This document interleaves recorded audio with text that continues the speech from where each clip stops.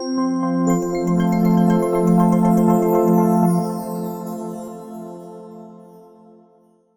there, this is Jordan Matin with Matin Real Estate. And Cody Gibson with Academy Mortgage. Hey, today I had Cody come on by the office because I want to talk a little bit about different types of loans. What are some of those, Cody? So there's 4 basic ones out there. There's plenty of loans, but we're just going to touch on the 4 basic. So the first, FHA, USDA, conventional, and VA. Okay, so what are the difference between these kinds of loans? So each program has different requirements for credit score and debt to income ratios. So for example, an FHA loan, you have to have a minimum of a 580 credit score. Same with VA. If you're looking to do a USDA loan or a conventional loan, the minimum requirement credit score is a 620. Okay, so it's all about having a good credit score then, right? That's part of it. The other part of it that we look at is going to be your debt to income ratio. What's debt to income?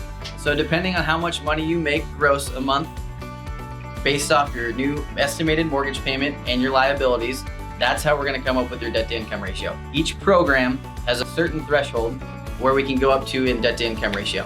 So that's something that we'll look at as a lender to see what program we can qualify you for based off your credit score and your overall debt to income ratio. Okay, so you gave me an example earlier that was like if I had an income of $10,000 and my payment was going to be $2,000 a month, that would be 20% debt to income ratio, right? That would be your housing payment. The other part of it that we look at is not only the housing payment, but your other minimum liabilities that you pay. So if you have a credit card, auto payment, student loans, your minimum payment, we add those to your housing ratio, and that gives us a second ratio, which is also how we qualify you. Oh, terrific. Okay, so let's say I want to buy a home now, or in 3 months, or 6 months, or 12 months. What should I do next? Well, so the first step is honestly getting pre-approved with the lender. That way you know the steps, what it takes to buy a home, what you can qualify for, and what it looks like for a monthly estimated payment, because that's really what you're looking for.